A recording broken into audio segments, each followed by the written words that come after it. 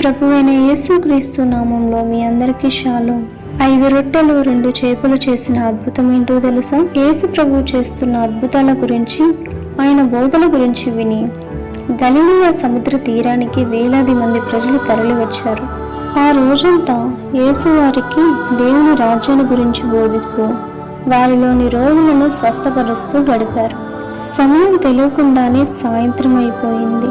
అది ఒక నిర్మానుషమైన ప్రాంతం, పైగా చీకటి పడుతుంది. ప్రజలందరికీ విపరీతమైన ఆకలిగా ఉండటం గమనించిన శిష్యులు యేసు వద్దకు వచ్చి, ఇది అరణ్య ప్రాంతం, చీకటి పడుతుంది కాబట్టి ప్రజలను పంపించేయండి, వారు చుట్టుపక్కల గ్రామాలకు వెళ్ళి తమకు కావలసిన ఆహారాన్ని కొనుక్కుంటారు అని చెప్పారు. అప్పుడు యేసు శిష్యులతో, వారు వెళ్ళవలసిన అవసరం లేదు, మీరే వారికి భోజనం పెట్టండి అన్నారు.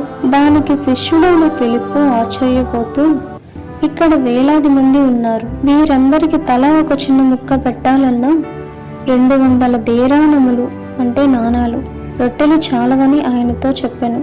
అదే సమయంలో శిష్యుడైన ఆంద్రయ్య ఒక చిన్న బాలుడిని యేసు ముందుకు తీసుకువచ్చాడు. ఈ చిన్నారి దగ్గర 5 రొట్టెలు 2 చిన్న చేపలు మాత్రమే ఉన్నాయి, కానీ ఇంత పెద్ద జన సమూహానికి ఇవి ఏమాత్రం సరిపోతాయి అన్నాడు.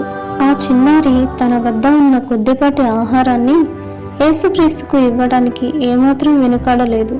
యేసు ఆ బాలుడిని ప్రేమగా చూసి, ప్రజలందరినీ పచ్చిక మీద వరుసగా కూర్చోబెట్టండి అని శిష్యులకు చెప్పారు.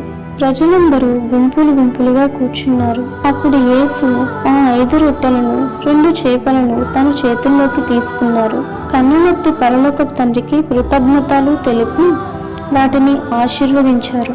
అనంతరం ఆ రొట్టెలను చేపలను ముక్కలు చేసి శిష్యులకు ఇస్తూ ప్రజలందరికీ పంచమని చెప్పారు. అక్కడే ఒక గొప్ప అద్భుతం జరిగింది. శిష్యులు ఆ రొట్టెలను పంచుతుంటే అవి అయిపోవడానికి బదులు పెరుగుతూనే ఉన్నాయి. అలా అక్కడ కూర్చున్న సుమారు 5,000 మంది పురుషులు, అలాగే స్త్రీలు మరియు పిల్లలు అందరూ కడుపు నిండా తృప్తిగా భోజనం చేశారు. అందరూ తిన్న తర్వాత యేసు శిష్యులతో, ఏది వృధా కాకుండా మిగిలిన ముక్కలను సేకరించండి అని చెప్పారు. శిష్యులు ఆ మిగిలిన రొట్టె ముక్కలను సేకరించగా అవి సరిగ్గా 12 గంపల నిండా వచ్చాయి. మన దగ్గర ఉన్నది ఎంత తక్కువైనా సరే దానిని దేవుని చేతిలో పెట్టి కృతజ్ఞతతో ఇతరులకు పంచినప్పుడు అది ఊహించని రీతిలో వృద్ధి చెందుతుంది. ఇలాంటి మరిన్ని విషయాల కోసం మన బైబిల్ విత్ రత్న ఛానల్ను సబ్స్క్రైబ్ చేసుకోండి. God bless you and thank you.